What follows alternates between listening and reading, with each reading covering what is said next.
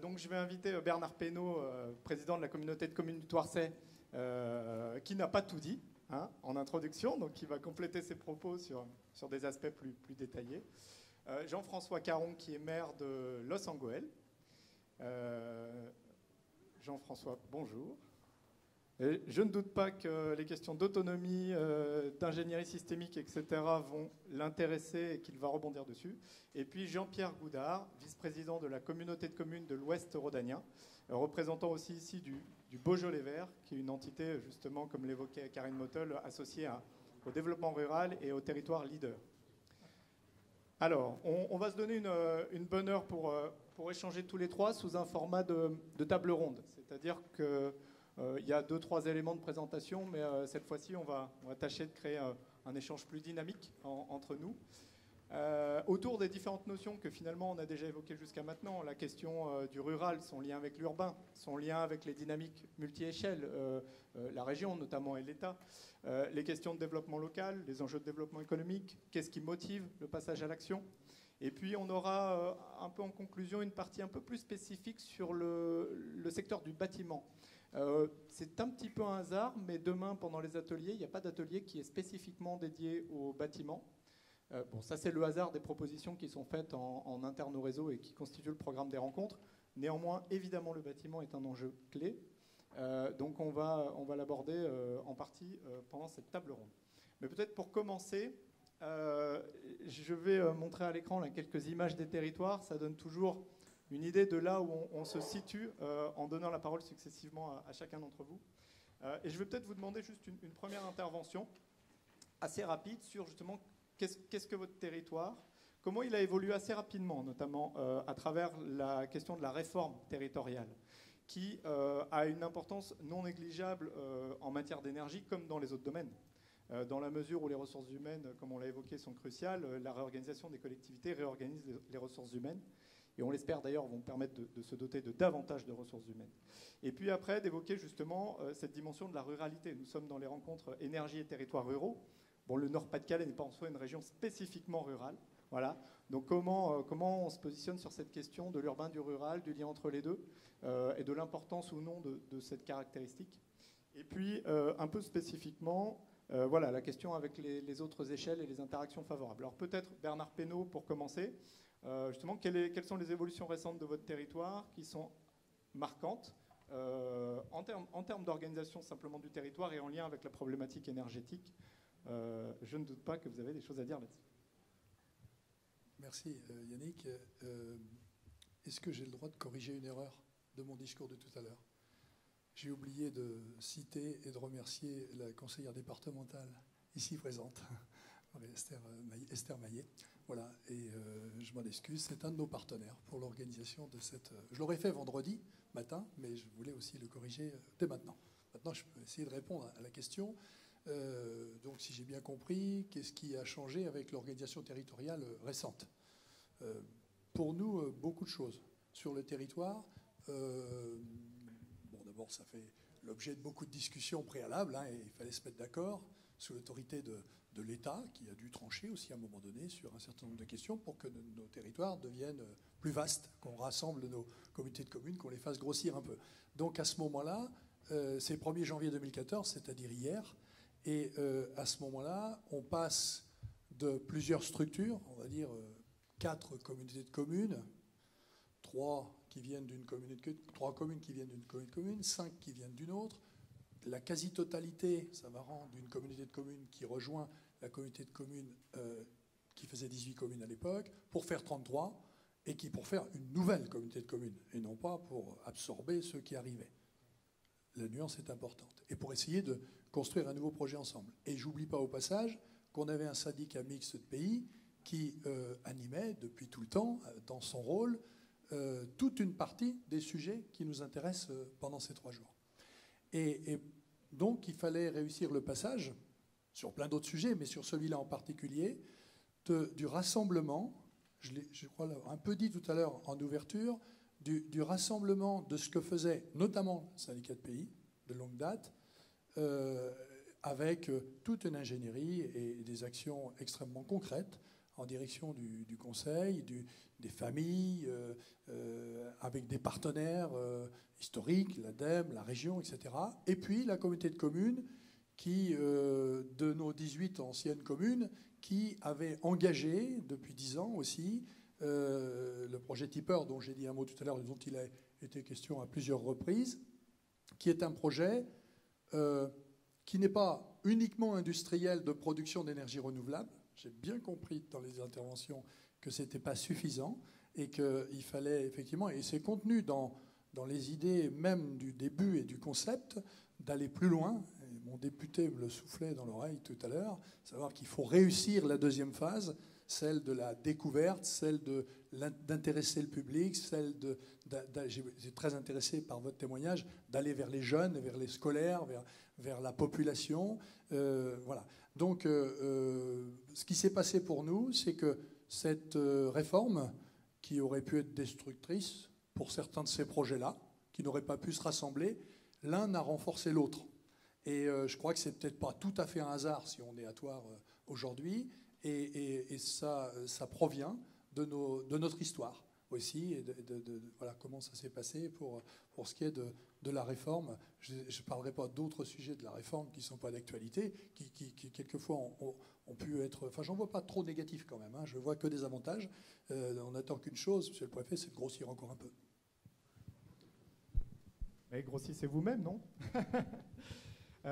Jean-Pierre Goudard, donc votre territoire, la communauté de l'Ouest rhodanien, et donc le pays du Beaujolais vert qui englobe notamment cette collectivité, est situé de manière assez proche de la métropole lyonnaise. Et d'ailleurs, Michel Mercier, qui préside aujourd'hui la communauté de communes, et où le pays? La communauté de communes a été un des artisans, avec le président de la métropole de Lyon, de cette réorganisation territoriale. Alors voilà, comment aujourd'hui vous vous positionnez par rapport à cet enjeu, notamment du lien entre l'urbain et du rural, et est-ce que vous-même, votre territoire a évolué de manière significative et qu'est-ce que ça a pu induire sur la question de l'énergie? Oui, alors tout à fait, nous nous situons à 50 km nord-ouest de Lyon, et deux évolutions majeures ont eu lieu dans un premier temps, le 1er janvier 2014, puisque le Beaujolais vert, c'était historiquement 4 communautés de communes, et aujourd'hui, il n'en est plus que 2, puisqu'il y en a 3 qui ont fusionné. Donc, la communauté de communes de l'Ouest rhodanien qui s'est créée au 1er janvier 2014, dont je suis un des vice-présidents, compte aujourd'hui 50 000 habitants pour 36 communes. Et reste à côté une petite communauté de communes d'environ 4 000 habitants. Donc le Beaujolais vert, c'est au total environ 55 000 habitants. Donc ça, c'était pour le 1er janvier 2014. Mais au 1er janvier 2015, vous l'avez peut-être entendu dans l'actualité, il y a une première en France, c'est qu'il y a eu une création d'une métropole qui est la métropole lyonnaise, et avec la création d'un nouveau département, hein, puisqu'aujourd'hui, on a un département du Rhône, un nouveau Rhône, qui compte seulement 430 000 habitants et qui est donc essentiellement rural, et dont on fait partie de ce département à côté d'une métropole donc d'1 million 400, 1 million 500 000 habitants. Donc, c'est effectivement pour nous un enjeu majeur, et Michel Mercier avait anticipé, effectivement, puisque avec Gérard Collomb, ils ont fait cette modification territoriale majeure, mais on avait anticipé par la fusion, je dirais, la création de l'accord, dans ce nouveau Rhône, d'avoir une grosse collectivité de 50 000 habitants qui nous permet, je dirais, de faire face à des enjeux, notamment en termes de compétences, puisque, vous le savez, avec la loi NOTRe, actuellement, il y a encore des nouvelles choses qui vont changer, notamment en matière de transport, de compétences transport. Mais si on revient à l'énergie, ça nous a permis, effectivement, je dirais, de booster des programmes qui, on va en parler, étaient déjà engagés avant avec les 4 communautés de communes. Mais je dirais l'entité de 50 000 habitants nous aide grandement à être notamment attractif vis-à-vis de l'extérieur. Donc ça, c'est un point très important qu'on va développer, mais c'est vrai qu'en 2 ans, nous élus, on a eu pas mal de changements, et c'est vrai qu'il faut un peu de temps pour digérer, et je vous avoue qu'en 2014, ça a été essentiellement du temps pour mettre en place les nouvelles structures. Jean-François Caron, alors non seulement vous êtes maire de Los Angeles, mais vous êtes aussi conseiller communautaire de la communauté d'agglomération de Lens-Liévin. et conseiller régional de la région Nord-Pas-de-Calais. Donc la dynamique multi-échelle, je pense, n'est pas quelque chose qui vous est étranger. D'ailleurs, vous positionnez beaucoup votre action, d'ailleurs au niveau de la commune de Los Angeles, dans une dynamique du micro au macro, le macro d'ailleurs dépassant la région bien évidemment. Donc j'ai un transparent avec quelques images de votre territoire, mais on m'a aussi confié un schéma apparemment dont vous êtes habitué sur les dynamiques de transformation au niveau d'un territoire, sur ces dynamiques du macro au macro, que je présenterai peut-être juste après.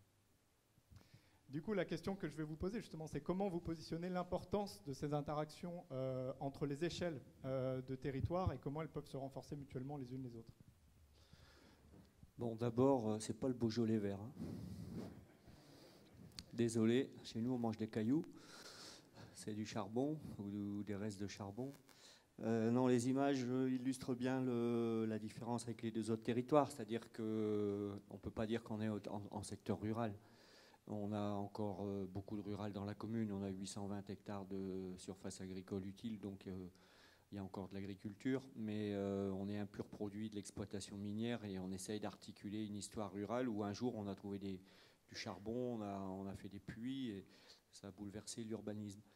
Alors c'est quand même important de parler du charbon parce que le charbon c'est une énergie extrêmement importante dans la révolution industrielle, les révolutions industrielles qu'on vient de suivre. Les hommes chez nous sont morts à 40-50 ans de la silicose pour redresser la France après la guerre, par exemple, parce qu'il fallait du charbon, il fallait de l'énergie pour l'industrie, etc.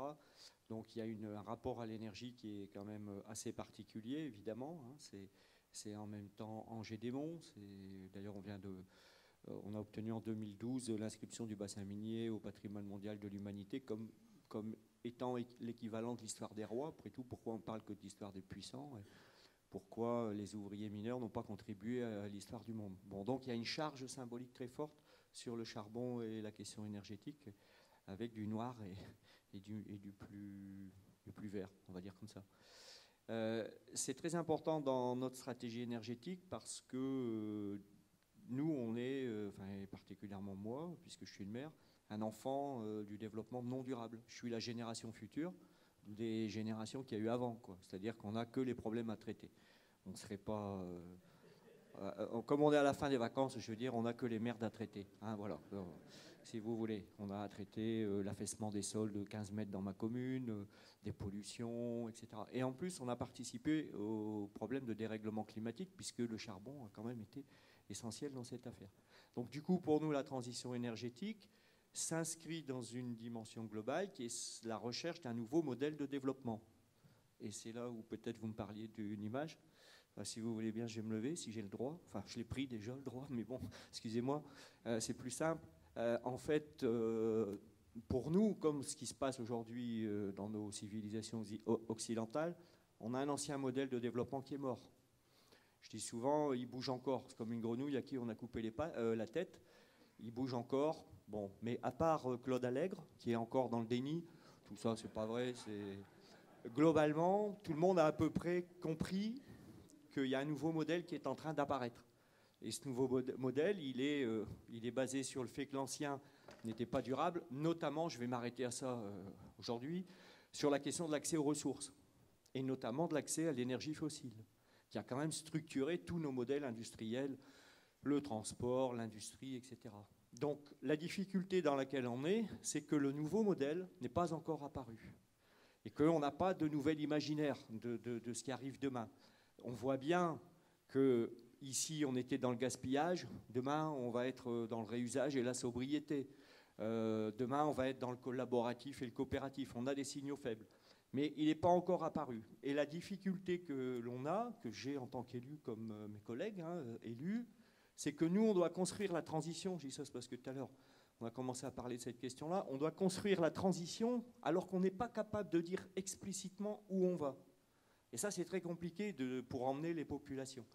Et donc, la démarche se fait en avançant. Et c'est ce que je trouve intéressant dans la question énergétique, c'est qu'elle est stratégique, symbolique, particulièrement chez nous. En même temps, elle est très opérationnelle pour les gens. C'est leur chauffage, c'est leur déplacement, c'est l'éclairage. Donc, elle est impliquante. Et la transition du modèle énergétique, pour nous, s'inscrit dans la transition de tout notre modèle. Et donc, d'une certaine manière, peut-être, ça renvoie à ce que disait monsieur sur territoire de projet, projet de territoire. Nous, on est dans l'idée d'essayer de devenir durable. En tout cas, on était l'archétype du non durable, donc ça nous fait une épée dans les reins pour s'en sortir. Et la transition énergétique est un élément, mais un élément structurant pour toutes les raisons que j'ai évoquées avant. Je n'ai pas répondu à la loi NOTRe, mais on était dans une communauté d'agglos, et donc ça n'a pas changé fondamentalement les choses. Notre communauté d'agglos, c'est 250 000 habitants, donc on est sur des tailles non négligeables, quoi.